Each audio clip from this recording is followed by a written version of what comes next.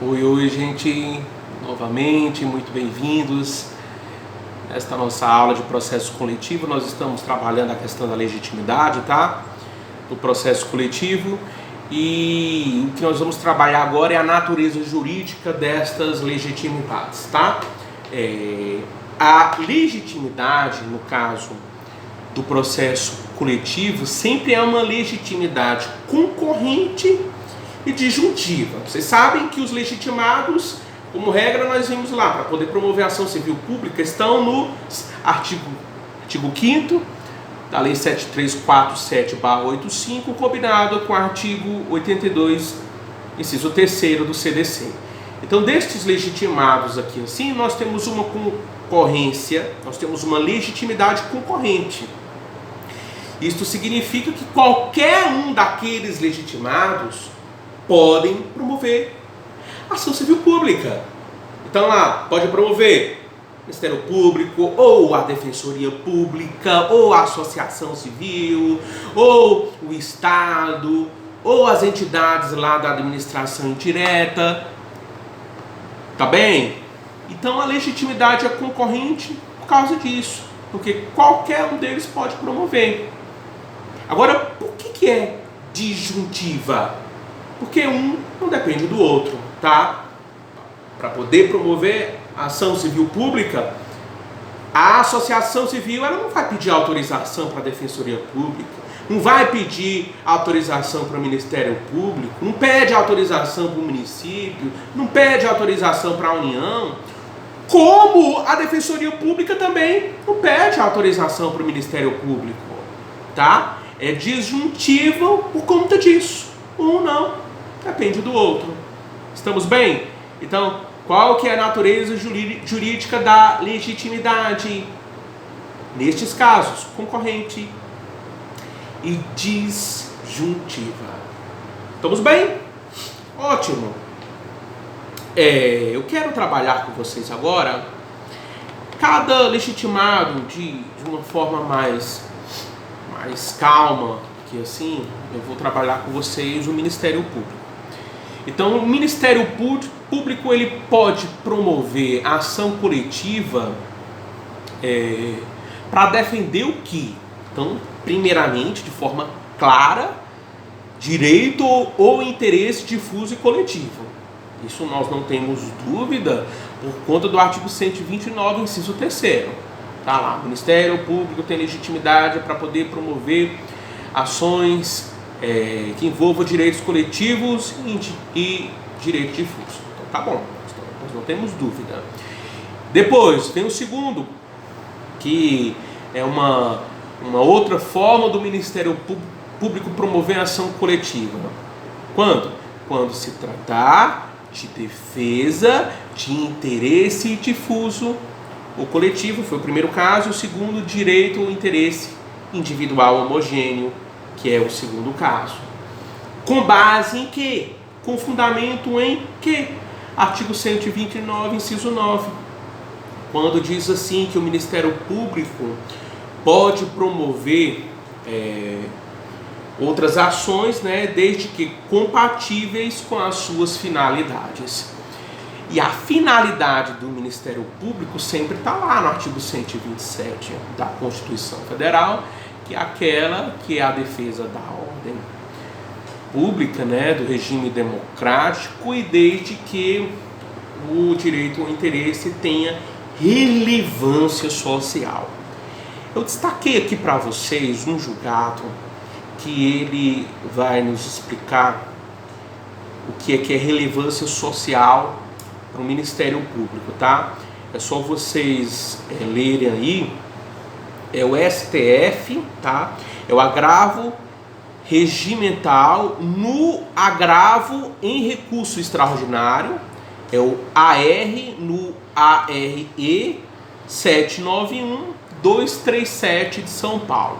Então, portanto, o agravo regimental no agravo em recurso extraordinário 791-237, ele vai explicar bem pra gente o que é esta relevância social, principalmente quando a gente visar promover, no caso do Ministério Público, visar promover ação civil pública de relacionada a interesse individual homogêneo, tá? E a terceira coisa que autoriza o Ministério Público a poder promover ação civil pública, né, é direito individual puro. Como é a história? Sim, direito individual puro, não direito individual homogêneo. Esse é o terceiro caso, direito individual puro. É possível o Ministério Público promover ação civil pública para direito individual puro? Imagine uma pessoa com 35 anos, está precisando de alimentos para poder manter a sua vida, né? Não tem condição nenhuma, está enfermo, está numa situação difícil. É possível promover uma ação civil pública em favor dele, deste homem de 35 anos? É possível, desde que haja alguma forma de relevância social na história, tenha relevância social, tá bom? Então eu posso pedir alimentos e remédios até para essa pessoa que tem 35 anos, 37, 40 anos, tá bom? E ela não é nenhuma pessoa vulnerável, não é deficiente físico, não é idoso, não é criança, não é adolescente, né? Não é vulnerável.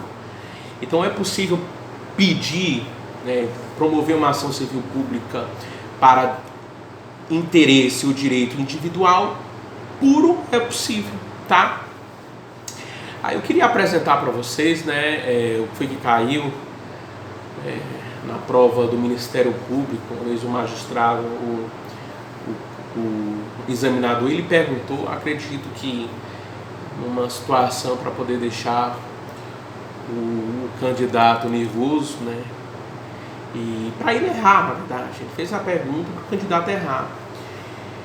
Ele perguntou se lá no Estatuto da Criança e Adolescente poderia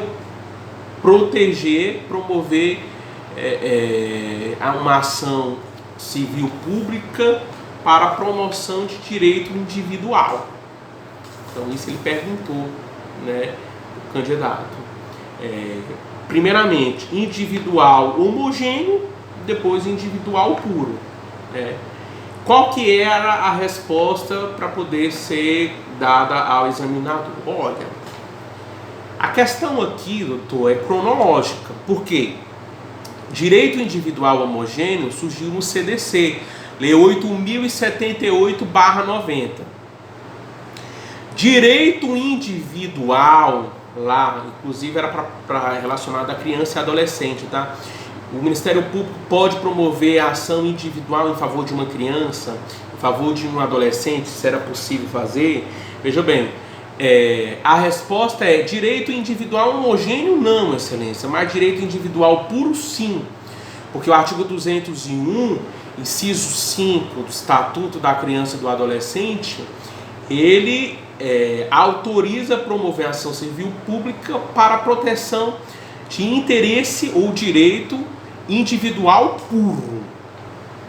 Homogêneo não, porque direito individual homogêneo é para o ECA, para o CDC. O ECA é Lei 8.069/90. O CDC é 8.078/90. Portanto, o CDC que trouxe o direito individual homogêneo veio depois, né? O ECA não teve essa previsão de direito individual homogêneo, tá? Então a questão aqui grande neste caso foi a questão cronológica, tá bom? O segundo legitimado, a Defensoria Pública, questionou-se muito se a Defensoria Pública poderia promover uma ação civil pública, tá? Muito tempo questionou-se isso, e o Supremo Tribunal Federal, na ADI 3943, ele pôs fim a essa questão e disse que a Defensoria Pública tinha legitimidade para poder promover a ação civil pública. Agora, desde que haja uma representação adequada. No vídeo passado eu disse para vocês que a nossa legitimidade é opileges, por força de lei. porque a lei ela nomeia os legitimados. Agora, há um controle judicial nessa história, op judicis, há, principalmente quando a gente olha para a Defensoria Pública. Porque veja bem, a Defensoria Pública, que tem como finalidade proteger o vulnerável, as pessoas que não têm condição financeira, não poderia promover, não poderia questionar na ação civil pública o aumento exacerbado de preço, sei lá, de caviar, né? Aqueles ovozinhos lá de peixe, que só o rico come, aquilo ali, né? Então vai promover, por causa de aumentar o preço disso, né? A Defensoria Pública não está preocupada com essas coisas. Raça do cavalo, sei lá, importado da Europa, as raças, a ração, a ração que é distribuída para essa raça de cavalos, caríssima. A Defensoria Pública vai se meter nisso? Vai promover ação civil pública para proteger esses fazendeiros, esses empresários? Claro que não. Então tem que ter o controle judicial do ato? Tem, tá? Esse controle judicial do ato é isso que eu estou querendo me referir, a questão do op judice. Quando a Defensoria Pública vai promover ação civil pública, ela não pode promover para todo e qualquer caso. Ela tem que promover sempre visando a sua finalidade essencial, que é a proteção de vulneráveis e a proteção de pessoas carentes financeiramente. Estamos bem? Gente, entidade da administração pública era a coisa mais difícil. Município, União, Estado está promovendo a ação civil pública. Hoje aparece mais, né? Porque o Ministério Público estava vendo que tudo ele estava fazendo só. O que eles faziam? Eles metiam a ação de improbidade administrativa no gestor do município, por exemplo, para poder os caras mover a ação civil pública. Estava deixando tudo para o Ministério Público estava aumentando exacerbadamente o trabalho dele, os caras não estão fazendo nada. Aí o que ele fazia? O Ministério Público promovia a ação civil pública para um caso, por exemplo, loteamento ilegal, né? A questão de loteamento está lá no Estatuto da Cidade e o município tem que estar fiscalizando os loteamentos ilegais.